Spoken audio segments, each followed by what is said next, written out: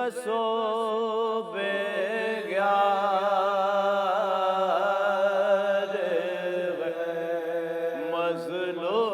مظلوم حسین سخت آفت میں گرفتار ہے مظلوم حسین دل شکستہ جگر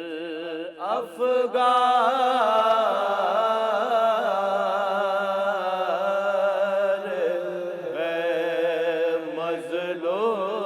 مظلوم حسین کیا سراسی مولا چار ہے مظلوم حسین تیر کاری ہے لگے زخموں پر شمشیروں کے نیزوں کے زخموں میں پیوست ہیں پھل تیروں کے کیا رحیمی ہے کہ غصہ نہیں آتا ہے ذرا کیا کریمی ہے کہ سر کرتے ہیں امت پافدہ کیا تحمل ہے کہ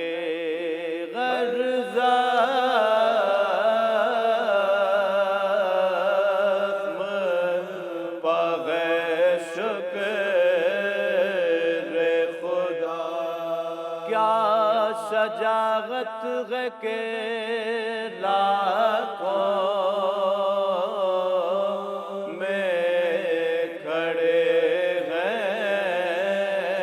تنہا تیر بھی نیزے بھی سینے پر لیے جاتے ہیں پر دعا لانا کہ امت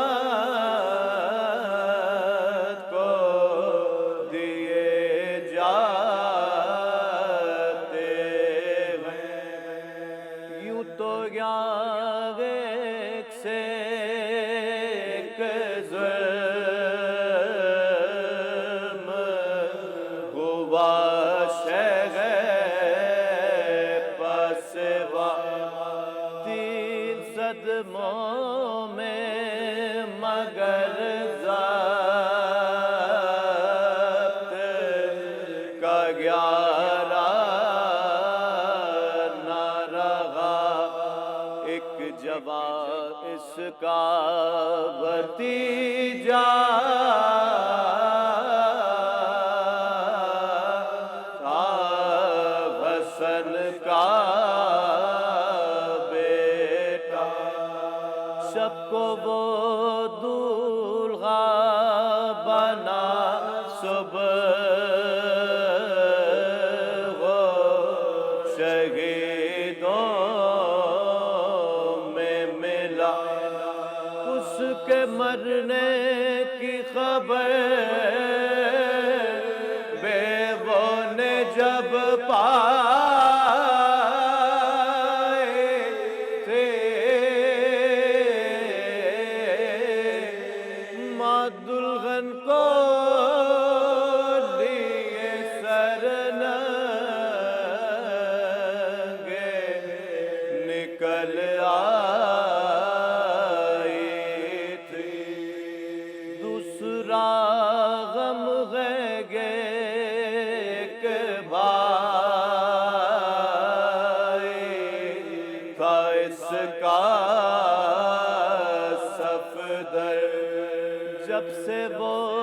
مر گیا سیدھے نہیں ہوتے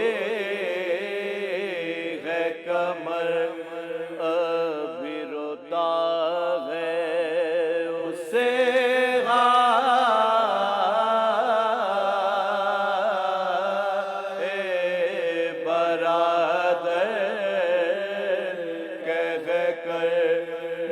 کفن لاش وہ اس کے ہے پڑی درگاہ پر ابھی وہ لاش درد سے تھرائے تھے لڑکی گائے چچا کے کہ جو چلائی تھی تیسرا حادثہ میں کیا کہوں پھٹتا ہے جگر اس کا ایک بیٹا تھا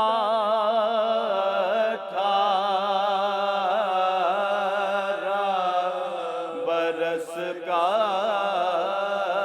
اکبر برچھیوں سے ابھی مارا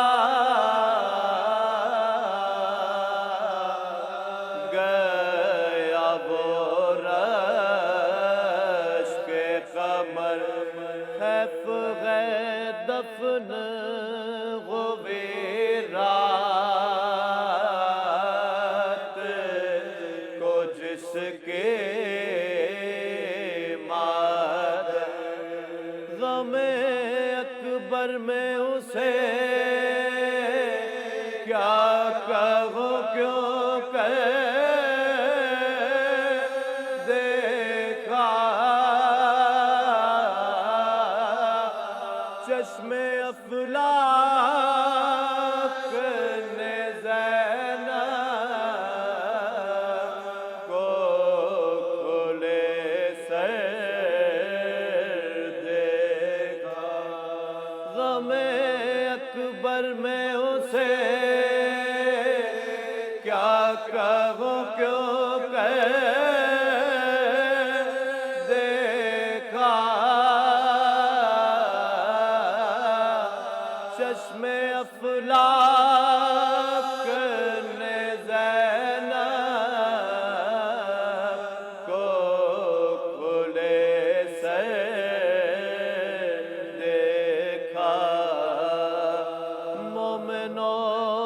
بے قصو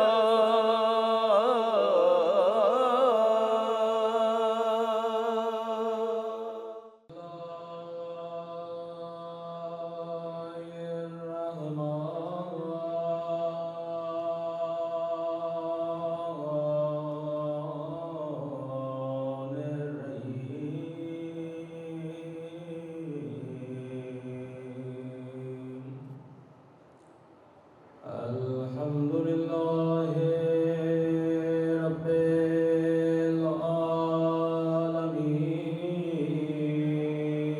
العالمين الحمد لله كما هما أهله الصلاة والسلام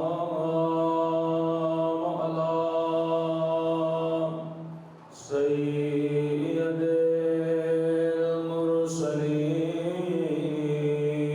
المرسلين وخاتم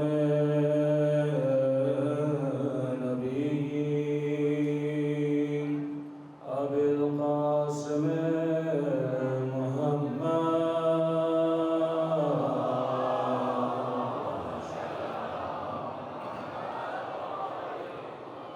وعلى آله الطيبين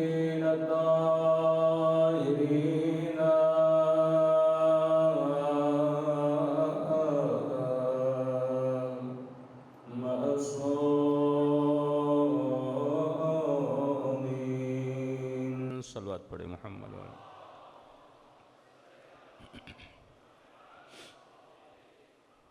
بسم اللہ الرحمن الرحیم. رب اشرح لی صدری ویسر لی امری واحلل عقدۃ من لسانی یفقہوا قولی.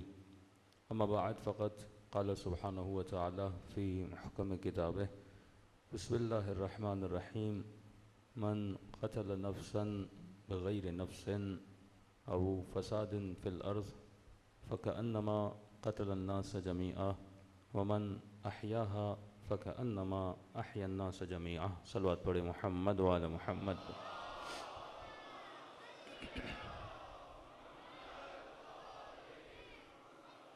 دعا ہے پروردگار عالم ہم سب کی عبادتوں کو اپنی بارگاہ عالی میں قبول فرمائے، اور جس مقصد حیات اور زندگی کی خاطر یہ مجالس رکھی جاتی ہیں خدا ان مقاصد میں بھی ہم سب کو کامیابیاں کامرانیاں نصیب فرما دیں. محرم اپنے اختتام پر ہے اور انسان کو سوچنا چاہیے کہ ان محرم کے 10 دنوں میں نے کیا پایا اور کیا نہیں پایا.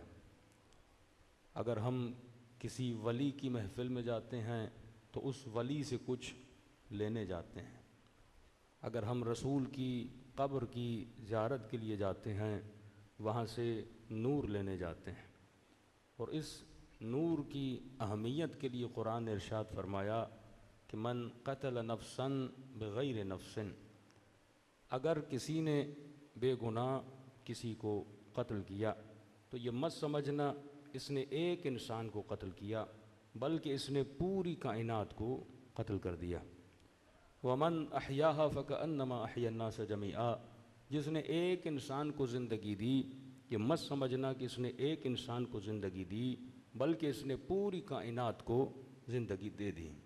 کسی نے میرے معصوم امام سے پوچھا کہ مولا حیات اور ممات تو پروردگار عالم کے ہاتھ میں ہے، کہ ہم کسی کو زندگی دے سکتے ہیں یا ہم کسی کو موت دے سکتے ہیں؟ تو مولا فرماتے تو نے صحیح کہا کہ حیات اور ممات پروردگار عالم کے ہاتھ میں ہے. یہاں قتل سے مراد یہ ہے کہ جس نے ایک انسان کو گمراہ کیا گویا اس نے پوری کائنات کو گمراہ کر دیا، اور جس نے ایک انسان کو ہدایت دی گویا اس نے پوری کائنات کو ہدایت دے دی. اب تصور کریں جس مولا حسین کے صدقے میں کائنات کو ہدایت مل رہی ہے اس مولا حسین کا کیا مقام ہوگا کہ اگر کربلا نہ ہوتی یہ مجلسیں نہ ہوتیں. یہ مجلس ایک عجیب مجموعہ ہے. ایک مرتبہ آپ صرف قرآن سنتے ہیں، صرف حدیث رسول سنتے ہیں، لیکن مجلس حسین ان تمام چیزوں کا کیا ہے؟ مجموعہ ہے. یہاں تجھے قرآن بھی ملتا ہے، یہاں تجھے حدیث بھی ملتی ہے، یہاں تجھے تاریخ اسلام بھی ملتی ہے، یہاں سے کردار بھی بنتا ہے. تو امام حسین نے خود کو قربان کیا تاکہ پوری کائنات کو ہدایت مل جائے. صلوات پڑھے محمد وعلی محمد.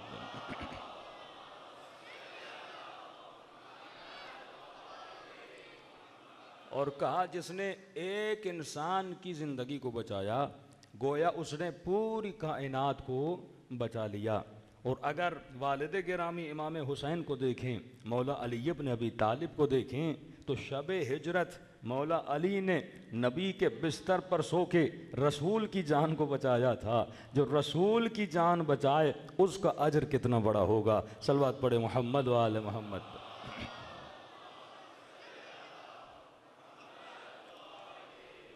تو آل رسول کا یہ کردار رہا ہے. انہوں نے خود تو زخم کھائے، خود تو تکلیفیں اٹھائی ہیں، لیکن دنیا میں آنے کا مقصد بتا دیا کہ ہر انسان دنیا میں اسی لیے آیا ہے تاکہ دین خدا کی کیا کرے؟ حفاظت کرے. آپ کو 2 فکر کربلا میں ملیں گی.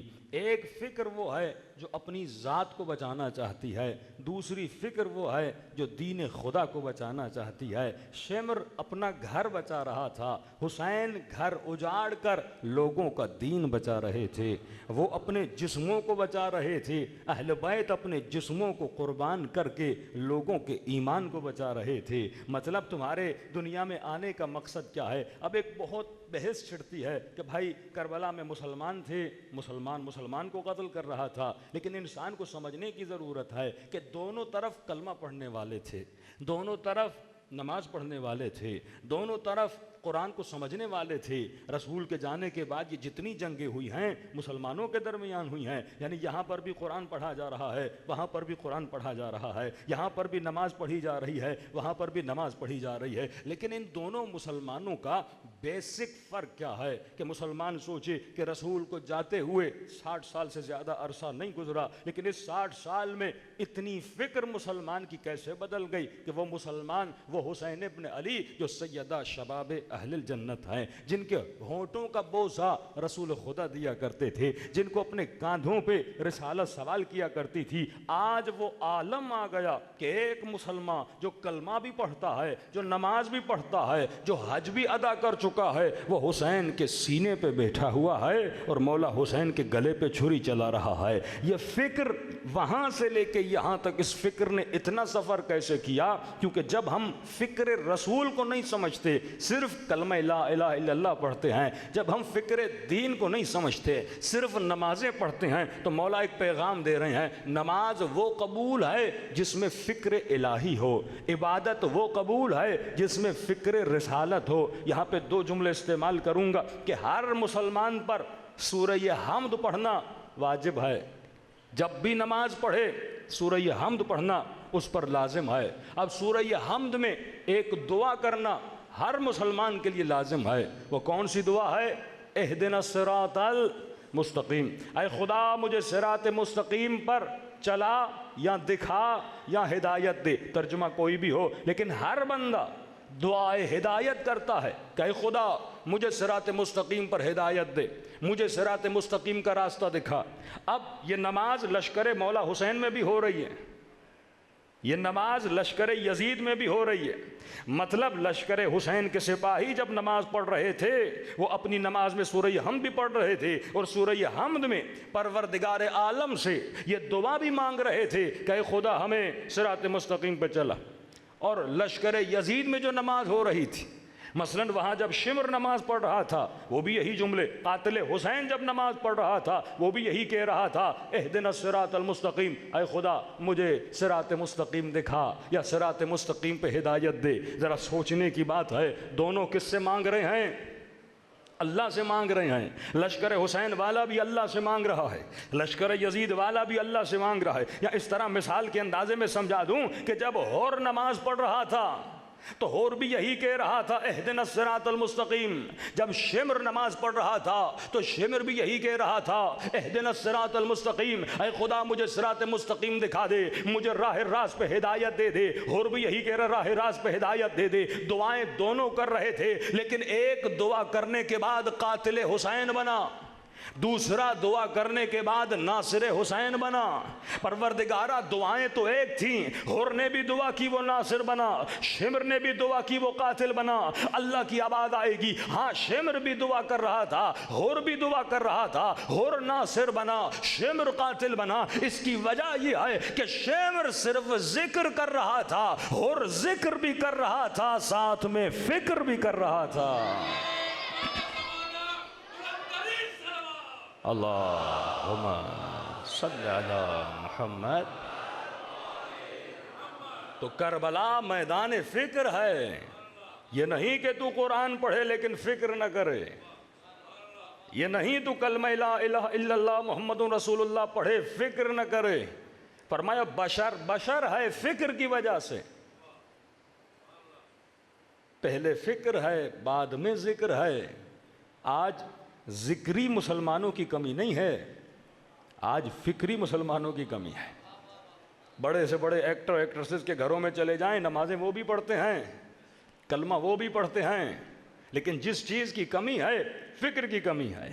یعنی وہ مسلمان جو نبی کا کلمہ پڑھے لیکن اسے یہ نہ ہو اسی نبی کے نواسے کو کیا کر رہا تھا؟ قتل کر رہا تھا۔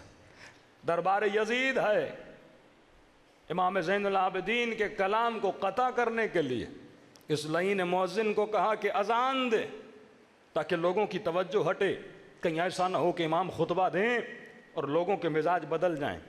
اور جب اذان دینے لگا اور یہاں تک پہنچا اشہد ان محمدن رسول اللہ۔ تو امام نے کہا کہ ذرا سوچ کے تو بتا، فکر کر کے تو بتا، جس نبی کے کلمے کی گواہی دے رہا ہے یہ محمد تیرا نانا تھا یا میرا نانا تھا؟ جب انسان سوچتا نہیں ہے انسان اپنا دشمن بن جاتا ہے۔ کربلا فکروں کو بیدار کرنے کے لیے آئی۔ امام حسین کے جتنے بھی جملے مولا کی مطہر زبان سے ادا ہوتے تھے وہ فکر کو بیدار کرنے کے لیے۔ جب حر نے امام حسین کا راستہ روکا تو امام نے اسے ایک جملہ کہا۔ عرب میں یہ جملہ بولنا بہت بڑا جملہ تھا، مطلب کسی سردار کو اگر یہ جملہ بول دیا جائے تو عرب میں یہ اچھا نہیں مانا جاتا تھا، لڑائیاں ہو جاتی تھی، جھگڑے ہو جاتے تھے۔ کون سا جملہ کہ امام حسین نے کہا حر تجھ پہ تیری ماں روئے یا تیری عزا پہ تیری ماں بیٹھی۔ یہ نفرین ہے، ایک طرح سے سمجھو بد دعا کا جملہ ہے۔ جیسے امام نے بولا، کہتے ہیں حر کی آنکھوں میں خون بھر آیا، اور حر کہتا ہے میں پلٹ کے حسین کو کہنا چاہتا تھا، لیکن جب کہنے لگا تو میری زبان رک گئی۔ میں نے کہا حسین کہہ تو میں بھی سکتا ہوں لیکن کیا کروں، تیری ماں سیدۃ نساء العالمین ہے۔ یہ جملہ امام حسین نے بول دیا، حر کے ذہن میں بیٹھ گیا۔ شب عاشور جب حر اپنے خیمے میں بیٹھا تھا تو پوری رات سوچ رہا تھا کہ حر کروں تو کیا کروں۔ ابن سعد کے پاس گیا کہ کوئی راستہ نہیں ہے ہم حسین کو قتل نہ کریں۔ کہ حر صبح عاشور جب ہوگی سب سے پہلا تیر میں چلاؤں گا، اعلان جنگ میں کروں گا، خیموں کو آگ لگاؤں گا، نبی کے نواسے کو قتل کروں گا، ان کے بچوں کو یتیم کروں گا۔ کہ جیسے حر نے سنا اس کے بدن پہ کب کپاہٹ طاری ہو گئی اور رات کو سوچنے لگا اے حر جس حسین کو یہ نہیں بول سکتا کہ تیری ماں، کیونکہ اس کی ماں سیدۃ النساء العالمین ہے، اس حسین کے گلے پہ چھری کیسے چلائے گا، اس حسین کے بچوں کو یتیم کیسے کرے گا۔ علماء فرماتے ہیں اگر مولا حسین نے یہ جملہ نہ بولا ہوتا تو حر کبھی ریئلائز نہ کرتا کہ اس کے سامنے کون کھڑا ہے۔ یہ جب جملہ بولا تھا، اور یہاں تک تاریخ نے لکھا کیونکہ اہل بیت کریم ہیں بغیر وجہ کے کوئی جملہ نہیں بولتے۔ امام نے اگر سخت جملہ بولا بھی تھا تو حر کی ہدایت کے لیے بولا تھا تاکہ یہ جہنم سے بچے، جنت کے اندر آ جائے۔ اور فرماتے جب حر زمین کربلا پہ اپنے وجود کو قربان کر کے گرا تو امام حسین جب اس کے سرانے پہنچے نا تو کہا کہ مولا حسین کیا مجھ سے راضی ہو گئے؟ تو امام حسین نے کہا حر حسین تجھ سے راضی ہو گئے۔ اب امام کے دل میں تھا کہیں حر کے دل میں یہ نہ ہو کہ حسین نے میری ماں کے لیے ایسا کیوں بولا تھا۔ جاتے جاتے امام نے اس کے دل سے یہ بات بھی نکالنا چاہی اور امام نے حر کی ماں کی تعریف کرنا شروع کر دی کہ حر تیری ماں کتنی شریف تھی جس نے تیرا نام حر رکھا۔ کسی صحابی کو یہ جملہ نہیں بولا امام حسین نے، صرف حر کو بولا، کیونکہ حر کو ہی بولا تھا تجھ پہ تیری ماں روئے۔ کہیں نہ کہیں حر کے دل میں یہ نہ ہو کہ امام حسین نے میری ماں کے لیے کیوں بولا۔ امام نے یہ بھی بول دیا اے حر تیری ماں کتنی شریف تھی جس نے تیرا نام حر رکھا، تو دنیا میں بھی حر ہے، تو آخرت میں بھی حر ہے، اور صرف اتنا نہیں کہ حر تو نے میری ماں کا احترام کیا۔ میں نے تیری ماں کے لیے ایک جملہ بولا لیکن تو نے حسین کی ماں کے لیے جملہ نہیں بولا تھا، احترام کیا، تو حر تیرا مقام دوسرے اصحاب کے مقام سے بہت زیادہ بلند ہوگا۔ کیا کیا امام حسین نے؟ مولا نے اپنی جیب سے ایک رومال نکالا، کہا کہ حر یہ رومال میری ماں سیدہ فاطمہ کا ہے، میری اماں نے اپنے ہاتھوں سے اس رومال کو سیا ہوا ہے۔ اور امام نے جو حر کے سر پہ زخم تھا اس پہ وہ رومال باندھ دیا۔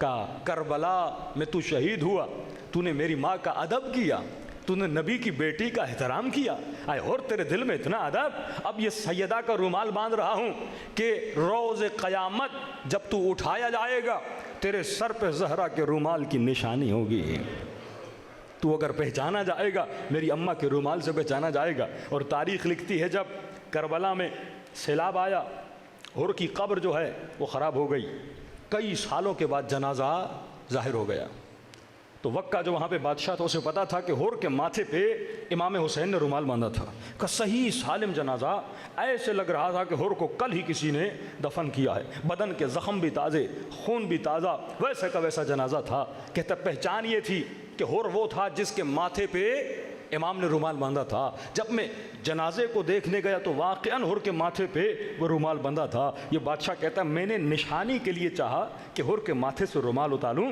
کیونکہ سیدہ کا رومال ہے, اپنے پاس رکھوں. کہ جیسے رومال کو اتارا خون پھر بہنا شروع ہو گیا. بس میں سمجھ گیا جو چیز حسین نے جہاں باندھی ہے اسے اتارنا نہیں چاہیے. صلوات پڑھے محمد و آل محمد.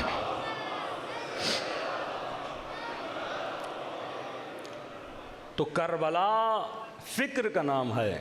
جو مسلمان نماز پڑھے لیکن فکر نہ کرے, جو عبادت کرے پر فکر نہ کرے.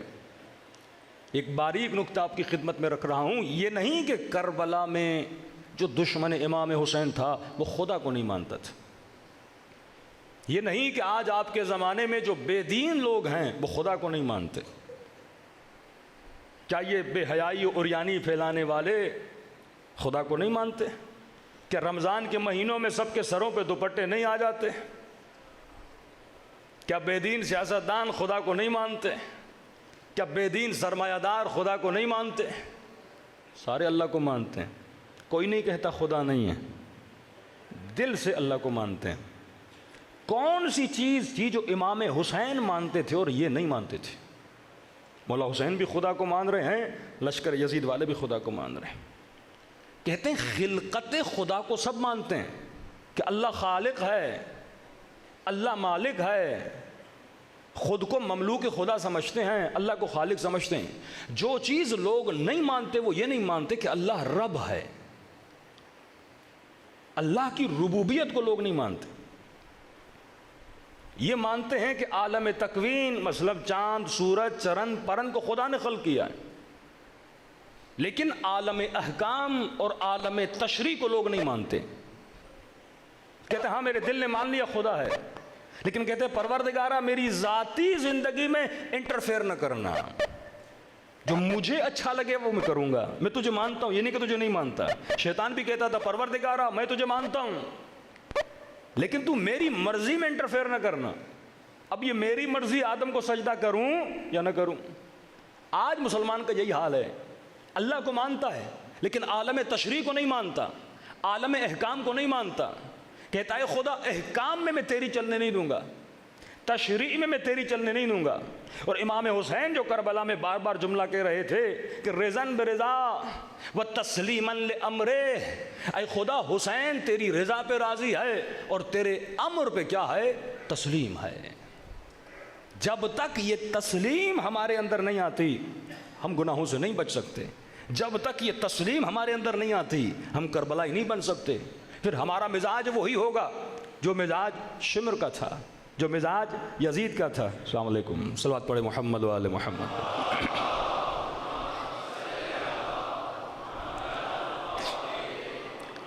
جس چیز کی کمی ہے وہ مقام تسلیم کی کمی ہے, وہ مقام رضا کی کمی ہے. علماء فرماتے ہیں اگر بندہ چند چیزوں کو سمجھ لینا, صرف خدا کو خالق نہ مانے, صرف خدا کو مالک نہ مانے, یہ بھی مانے کہ عالم احکام اور عالم تشریع میں بھی کس کی چلے گی, پروردگار عالم کی چلے گی. کہ میں نے کل کی مجلس سے بتایا نا کہ امت نے کہا یا رسول اللہ ہم نے خواب دیکھا ہے. کیا خواب دیکھا؟ کہ آسمان سے کپڑا اتر رہا ہے, لوگ آتے ہیں کینچی مار کے کپڑے کو چلے جاتے ہیں. نبی نے کہا یہ میرے آخری زمانے کے امت کی نشانی ہے. دین جس کو جتنا پسند آئے گا اتنا کاٹ کے چلا جائے گا. جو یہ کہے کہ میری زندگی میں میری عقل چلے گی, اللہ کی نہیں چلے گی. کہ خاتون یہ کہے مجھے سمجھ نہیں آتی, حجاب کی سمجھ نہیں آتی. جوان کہے مجھے داڑھی کی سمجھ نہیں آتی. مومن کہے مجھے خمس کی سمجھ نہیں آتی, مجھے احکام الہی کی سمجھ نہیں آتی. مطلب جو مجھے سمجھ آئے گا وہ میں کروں گا, جو مجھے سمجھ نہیں آئے گا وہ میں نہیں کروں گا. یہ وہی فکر ہے جو فکر یزید تھی. اگر تو نے خدا کو اللہ مانا ہے تو خدا کو رب بھی مانو, مدبر الامور بھی مانو کہ تمہاری زندگی کے امور کی تدبیر کس کے ہاتھ میں ہے, پروردگار عالم کے ہاتھ میں. اگر خدا چاہتا کربلا بپا نہ ہوتی, اگر خدا چاہتا امام حسین قتل نہ ہوتے, اگر خدا چاہتا یہ سارے مصائب اہل بیت پہ نہ آتے. لیکن نکلتے نکلتے امام حسین کیا فرما رہے ہیں کہ اے خدا ہم تیری رضا پہ راضی ہیں. پورے عالم کی جو تقدیر ہے وہ کس کے ہاتھ میں ہے, پروردگار عالم کے ہاتھ میں. ایک بندہ غریب ہے, اسے پتا ہے اللہ اگر مجھے امیر کرنا چاہے تو کر سکتا ہے. علماء اخلاق فرماتے ہیں چند صفات کو اگر آپ لوگ سمجھ لیں تو آپ کی زندگی ویسی ہو سکتی ہے جیسی کربلا والوں کی تھی۔ پہلی چیز یہ سمجھو کہ خدا دارا ہے، مطلب اللہ غنی مطلق ہے، کوئی ایسی چیز نہیں ہے جو اللہ کے پاس نہ ہو۔ دوسری چیز اللہ توانا ہے، کوئی ایسی چیز نہیں جس پہ پروردگار عالم قادر نہ ہو۔ تیسری چیز اللہ جواد ہے، بخیل نہیں ہے، کنجوس نہیں ہے، جب عطا کرنے پر آئے تو عطا کر سکتا ہے۔ چوتھی چیز یہ سمجھو خدا کسی بندے سے دشمنی نہیں کرتا۔ اب بندہ اللہ سے مانگے، اللہ نہیں دے رہا۔ ہم ایک ہاسپٹل میں گئے، ایک کسی کا بیچارے کا بیٹا بیمار تھا، وہ بلند بلند آواز میں کہنے لگی کہ پروردگارا اگر میرے بیٹے کو شفا نہیں دی تو آج کے بعد تیری نماز نہیں پڑھوں گی، اگر میرے بیٹے کو شفا نہیں دی آج کے بعد تیرا حج کرنے نہیں آؤں گی۔ مطلب ہم کنڈیشنل خدا کو مان رہے ہیں کہ اگر تو دے گا تو تجھے مانوں گا، اگر تو نہیں دے گا تو تجھے نہیں مانوں گا۔ امام حسین فرماتا ہے خدا تو دے نہ دے، حسین تجھے خدا مان رہا ہے۔ مولا کا صاحب امام کے پاس آتا ہے، امام اس کو دیکھنے جاتے ہیں، بیمار تھا عیادت کے لیے، تو کہا بتا زندگی کیسی گزر رہی ہے؟ اب یہ سمجھ رہا تھا میں عرفان اور معرفت کے اونچائیوں پہ پہنچ چکا ہوں۔ کہنے لگا مولا اب امیری سے زیادہ فقیری اچھی لگتی ہے، اب صحت سے زیادہ بیماری اچھی لگتی ہے، اب حیات سے زیادہ موت اچھی لگنے لگی ہے۔ اب سمجھ رہا تھا میں بہت عرفان کے مقام پہ پہنچ چکا ہوں۔ اور اس نے کہا کہ مولا آپ کے لیے زندگی کیسی ہے، آپ کی سوچ کیا ہے، آپ کی تھنکنگ کیا ہے؟ تو مولا فرماتے ہم تمہاری طرح نہیں سوچتے۔ کہ مولا کیا مطلب؟ کہ اگر خدا کو امیری پسند ہے تو ہمیں امیری پسند ہے، اگر خدا کو فقیری پسند ہے تو ہمیں فقیری پسند ہے، اگر خدا کو موت پسند ہے تو ہمیں موت پسند ہے، اگر اسے زندگی پسند ہے تو ہمیں زندگی پسند ہے۔ بس جس پہ وہ راضی ہوتا ہے اس پہ ہم اہل بیت راضی ہو جاتے ہیں۔ صلوات پڑھیں محمد و آل محمد۔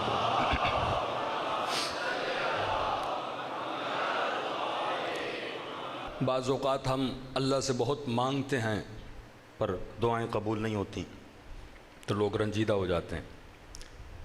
آیت اللہ العظمیٰ امینی صاحب الغدیر فرماتے ہیں کہ میں نجف میں ایک میری حاجت تھی، اتنا گیا مولا علی کے حرم میں، لیکن وہ حاجت مجھے مل نہیں رہی تھی۔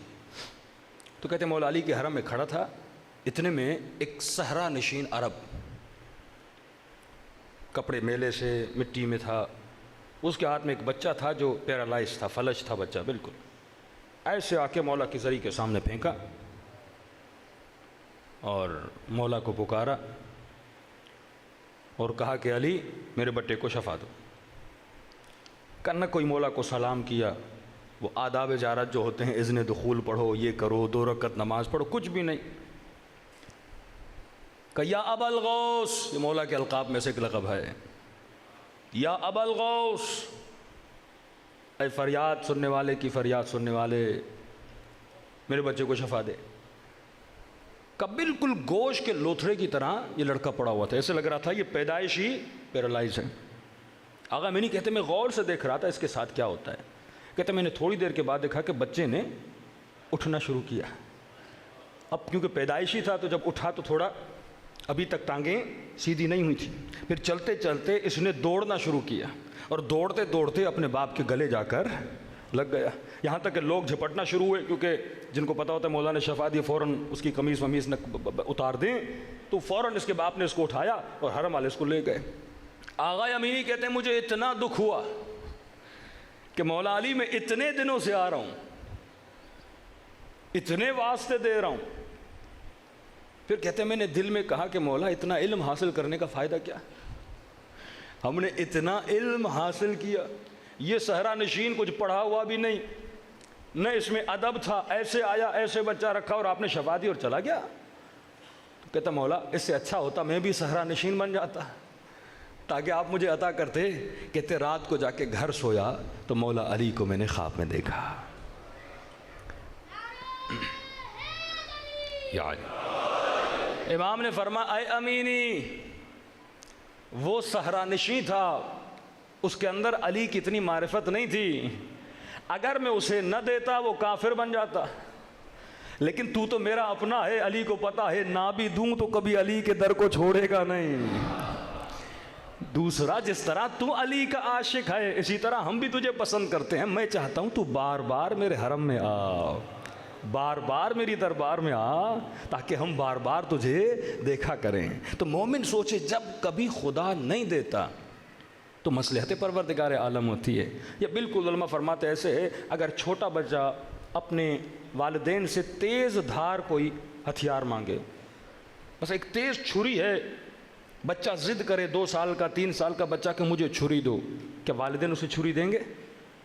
رو رو کے نڈھال ہو جائے کیا پھر بھی اسے چھری دیں گے؟ نہیں دیں گے۔ لیکن بچہ تو سوچے گا نا کتنے سنگ دل ہیں، میں اتنا رو رہا ہوں لیکن مجھے چھری نہیں دے رہے۔ لیکن والدین کو پتا ہے تیرے لیے کیا اچھا ہے کیا برا ہے، کہ خدا بھی اسی طرح جانتا ہے تیرے لیے کیا اچھا ہے کیا برا ہے، کہ ایک پلاننگ وہ ہے جو دشمن خدا کرتا ہے، ایک پلاننگ وہ ہے جو پروردگار عالم کرتا ہے۔ واللہ خیر الماکرین، ایک نقشہ تو بناتا ہے، ایک نقشہ خدا بناتا ہے۔ یزید نے کیا نقشہ بنایا تھا؟ حسین کو کربلا میں آ کے محدود کر دوں گا۔ کربلا ایک جنگل کا نام تھا، ارے حسین کو مقتل بنا دوں گا، اس جنگل کو حسین کا مقتل بنا دوں گا۔ دنیا بھول جائے گی کوئی نبی کا نواسہ آیا تھا، کوئی نبی کے اصحاب آئے تھے۔ اللہ کی آواز ہے یزید یہ تیرا پلان تھا کہ تو حسین کو کسی جنگل میں اس مقتل کو بنا دے گا، لیکن میں بھی تیرا خدا نہیں اگر اس جنگل کو مومنوں کی جنت نہ بنا دیا۔ ہاں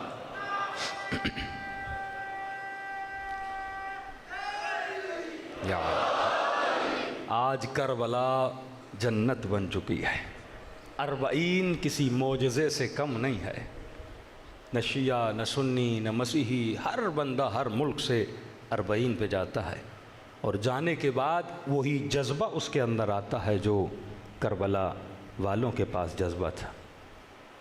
مولا حسین کا عشق، مولا حسین کی قربانی کے خیمے میں آتے ہیں، فرماتے ہیں بہن زینب مجھے وہ کرتا جو اماں زہرا نے سیا تھا، بی بی وہ کرتا دیتی ہیں، امام حسین زیب تن کرتے ہیں، پھر اس کرتے کو چاک چاک کرتے ہیں۔ بہن پوچھتی ہے کہ حسین کرتے کو چاک چاک کیوں کر رہے ہو؟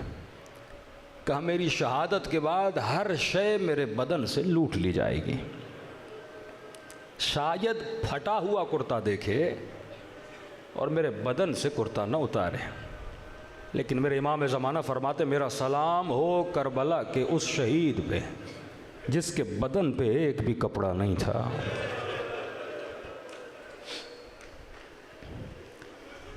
اتنی توہین فرزند رسول کی کہ لشکر یزید کا سپاہی اپنے ساتھ کو کہتا ہے اپنے ساتھ خاص گھوڑے منگوائے گئے تھے جن سے اہل بیت کی لاشوں کو پامال کیا گیا۔ کہا جب گھوڑے حسین کے بدن سے دوڑ رہے تھے میں نے حسین کی ہڈیوں کے ٹوٹنے کی آواز کو سنا تھا۔ لیکن یہ کریم امام ہے، یہ روایت پاکستان میں نے نہیں سنی، بہت کم پڑھی جاتی ہے۔ فرمایا امام حسین نے کہا بہن زینب کرتا دو، بی بی نے کرتا دیا، کرتے کو چاک چاک کیا، کرنے کے بعد پہنا۔ اس کے بعد ایک قمیص تھی پیلے رنگ کی جو تھوڑی نئی تھی، امام حسین نے کہا بہن زینب وہ پیلے رنگ کی قمیص دو۔ بی بی نے تعجب سے قمیص اٹھائی، امام حسین نے وہ قمیص پہن لی۔ کہا کہ بھیا حسین اے میرے ماں جائے، اس قمیص کو پھاڑا ہے، پھر اس قمیص کو کیوں پہن رہے ہو؟ جبکہ پتہ ہے خود بھی بول رہے ہیں کہ ہر شے کو لوٹا جائے گا۔ یہ کریم حسین ہے، یہ نبی کا نواسہ حسین ہے۔ فرمایا بہن زینب میں نہیں چاہتا جو میرے بدن کو لوٹنے آئے وہ خالی ہاتھ جائے۔ اب تصور کرو جو اپنے قاتل کو خالی نہ لوٹائے۔ ابن زیاد ہر کسی سے پوچھتا تھا بتا تو نے کیا ظلم کیا، تو نے کیا ظلم کیا؟ کہ سیدانیاں کھڑی تھی، یہ ملعون سفرے پہ کھانا کھا رہا تھا۔ اسلام کا حکم ہے روزے دار کے سامنے کھانا نہ کھایا کرو۔ اتنے دن سے ان بیویوں نے کچھ کھایا نہیں تھا، یہ سفرے پر بیٹھ کر لقمے چبا رہا تھا، اور اتنے میں سفرے کے سامنے کٹی ہوئی گردنیں پڑی تھی۔ پوچھتا جاتا تھا یہ کس کا سر ہے؟ کسی نے کہا کہ یہ عباس کا سر ہے، کہا یہ کس کا سر ہے؟ کہ یہ اون و محمد کے سر ہے۔ یہ کس کا سر ہے؟ یہ قاسم کا سر ہے۔ لکھنے والا لکھتا ایک مرتبہ اس کی نگاہ ایک سر پہ پڑی، اس نے کھانا کھانا چھوڑ دیا۔ کہا یہ کس کا سر ہے؟ کہ حسین کا جواں بیٹا تھا علی اکبر۔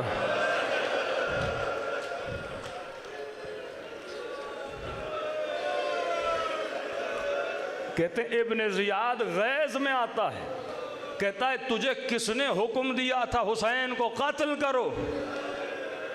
کہ امیر آپ نے خط لکھا تھا کہ حسین کو قتل کر کے آؤ۔ کہ واللہ اگر پتہ ہوتا اکبر جیسا بیٹا ہے میں اتنی آسانی سے حسین کو مرنے نہ دیتا۔ اگر حسین زندہ ہوتا کٹی ہوئی گردن کو دیکھتا تڑپ تڑپ کے خود ہی مر جاتا۔ ہر لعین سے پوچھتا تھا بتا تو نے کیا ظلم کیا؟ کہنے لگا امیر میں حسین کے جنازے کو لوٹنے گیا، ہر چیز لٹ چکی تھی، کوئی کمر بند لے کر گیا، کوئی زرہ لے کر گیا، کوئی تن سے قمیص اتار کے چلا گیا۔ کہتے امیر کچھ بھی نہیں تھا، میری نگاہ حسین کی انگلی میں ایک انگوٹھی پہ پڑ گئی۔ میں نے بڑی کوشش کی کہ انگوٹھی کو اتارا جائے، لیکن امیر انگوٹھی اتری نہیں، مجھے مجبوراً حسین کی انگلی کو کاٹنا پڑا۔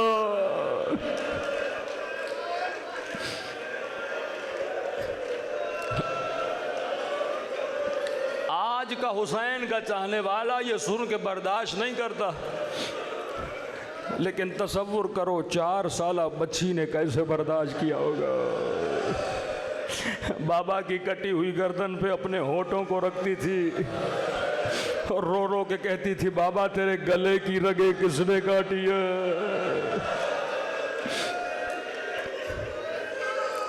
یہ رونے کے دن ہیں، یہ رسول کو پرسہ دینے کے دن ہیں۔ دلوں کو کربلا لے کر چلیں اور سلام کریں اپنے مولا کی غربت پہ۔ السلام علی الحسین وعلی علی ابن الحسین، سب مل کے وعلی اولاد الحسین وعلی اصحاب حسین کی صدا بلند ہو۔ السلام علی الحسین وعلی علی ابن وعلی اولاد الحسین وعلی اصحاب۔ میرا سلام ہو زینب کی لٹی ہوئی چادر پہ،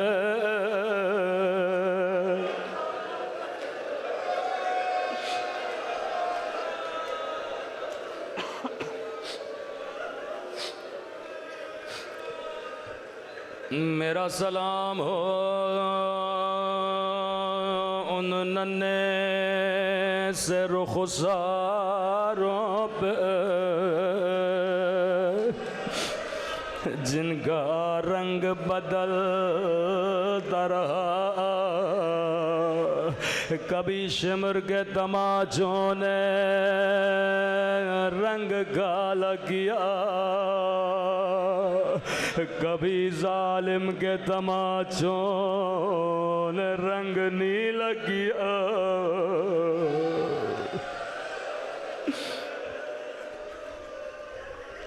فرمایا اے مومن جب بھی پانی پیو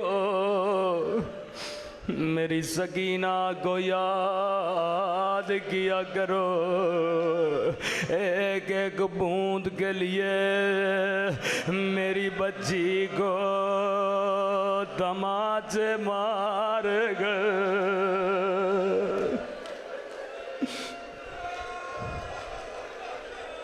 اللہ آپ سب کو ننھی سی قبر سکینہ کی زیارت نصیب کرائے۔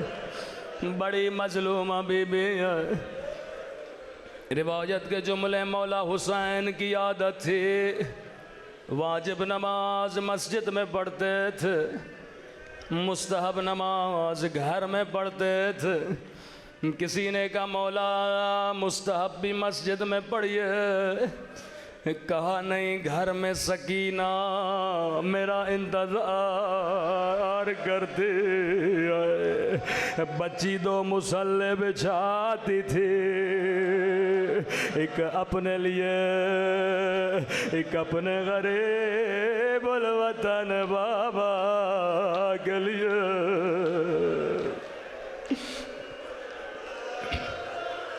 تصور کر کے رونا، ہر نماز کا وقت ہوتا تھا، بچی دو مصلے بچھاتی تھی۔ راوی کہتا ہے جب عصر عاشور کا وقت ہوا،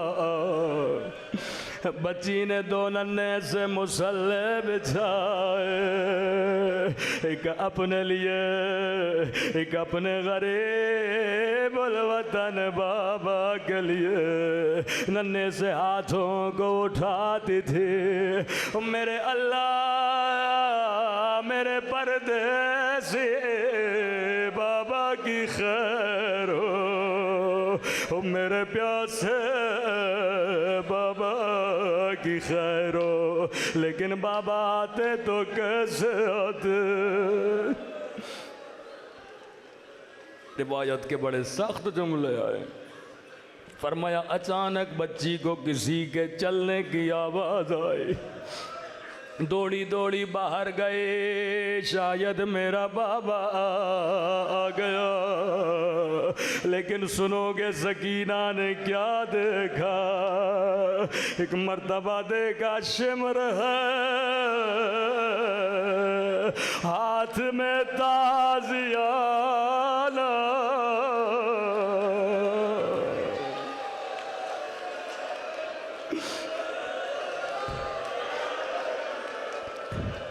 معصومہ بچی ہے، بچی کو کیا پتا دشمن کیا ہوتا ہے۔ شمر نے کہا سکینہ کس کا انتظار کر رہی ہو؟ کہا بڑی دیر سے میرا بابا نہیں آیا۔ کہا بابا کو دیکھنا چاہتی ہو؟ کہا بڑی دیر سے بابا کا انتظار کر رہی ہوں۔ اب روایت کے جملے بڑے سخت ہیں۔ امام زمانہ اگر مجلس میں موجود ہے، مولا مجھے معاف کریے گا۔ راوی کہتا ہے جیسے کہا میں بابا کا انتظار کر رہی ہوں، ملوں کے ہاتھ میں حسین کا کٹا سر تھا۔ ایک مرتبہ سر کو بچی کی طرف پھینکا، بچی بابا او میرے غریب بابا، او میرے پیاسے بابا۔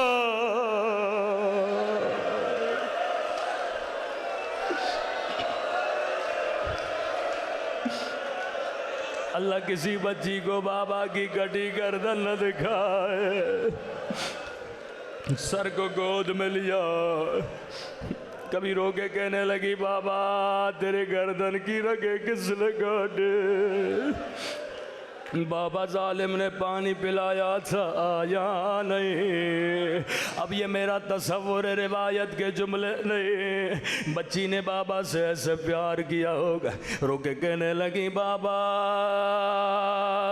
میرے غریب بابا، او میرے تھکے ہوئے بابا۔ بابا اکبر کا لاشا تو نے اٹھایا، عباس کے بازو تو نے اٹھائے، او لاشیں اٹھا اٹھا کر تھک جانے والے، او بابا 4 برس تو نے مجھے اپنے سینے پہ سلایا، او جا جا سکینہ کے سینے پہ سو جا. بچی بابا سے پیار کر رہی تھی. آیت اللہ مظاہری فرماتے یہاں شمر آگے بڑھا, بچی سے بابا کا سر چھینا, اتنے زور سے تماچے مارے کہ سکینہ بے ہوش ہو گئے.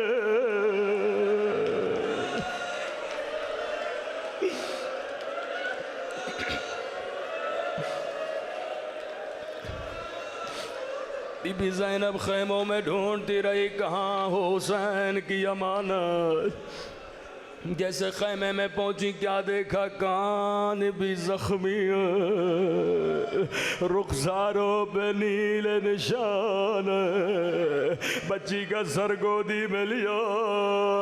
راوی کہتا ہے جیسے بچی کی آنکھیں کھلی, پھپھی سے یہ نہیں کہا پھپھی اماں شمر نے مجھے تماچے مارے, پھپھی اماں میرے بابا کا گلا کاٹا گیا, یہ نہیں کہا پھپھی اماں میرا چچا عباس کہاں ہے. اے مجلس میں آنے والیوں سنو, سکینہ نے کیا کہا. بابا کا سوال نہیں کیا, اپنے رخساروں کو یاد نہیں کیا. جیسے نگاہ زینب پہ پڑے, روکے گا پھپھی اماں آپ کی چادر کہاں ہے. زینب نے کہا سکینہ جو شمر تیرے در لے گیا اور میری چادر بھی لے گیا.